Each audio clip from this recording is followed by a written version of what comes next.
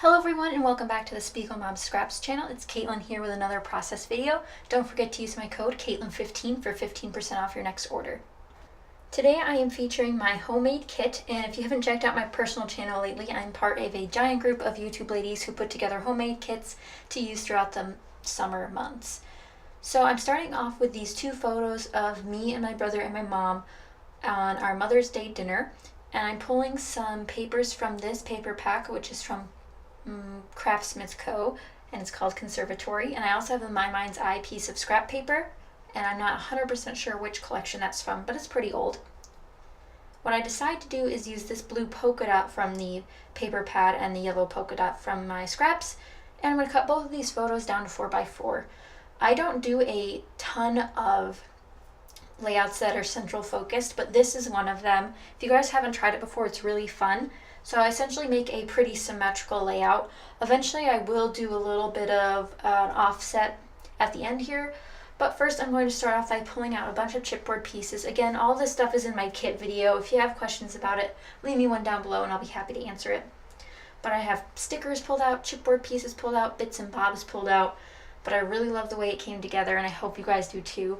And just wait till you see what I do with the sequins at the end. It's really just a piece that pulls it all together.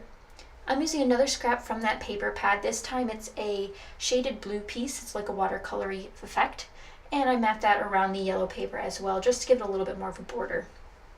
I pull out a Spiegel Mom Scraps doily. This is one of the larger doilies, and I really like them because they are so dainty and cute, and I thought it would add a nice touch for this Mother's Day layout. And this is definitely a non-traditional Mother's Day layout color scheme. I don't use many flowers, which I originally was going to, so that's kind of odd. But I don't use many flowers or pinks or purples because it doesn't matter. It's just got to be a page you love, and you got to just document the story. So use the supplies you have. It doesn't have to be super themey. Kits really help with that, so if you're interested in that, head over to my personal channel to check out more of my videos using my homemade kit. But I know there's also some on this channel from other ladies on the design team where you guys can find them using their homemade kits as well. So I'm going to place those photos on two pieces of paper from my kit as well, some 6x6 patterns. And I also pulled out some stickers, which I'll mention later as well. And this is just the doily getting smushed down with some liquid and tape adhesive. I find they stick better when you use both. And again, my liquid adhesive that I use, in case you don't know, is the Scotch Tacky Glue. I pulled out a couple of stickers from Fancy Pants, one in that mustard yellow tone and one in a tealy blue tone. And I'm also pulling out some of these tags, which are, I think, by K & Company. And you'll see my clusters start forming. I have one at the top left of my photos and one at the bottom right of my photos, again, to try to create that symmetry pattern. So essentially my line of symmetry is down the bottom as well as across a diagonal line there for the clusters. So again, mixing chipboard with non-chipboard with stickers, just to give a little variation in height and depth, really helps make the layout stand out. I'm using some puffy stickers from my stash, which are by Recollections. There's some little leaves and little like Moroccan symbols that I included.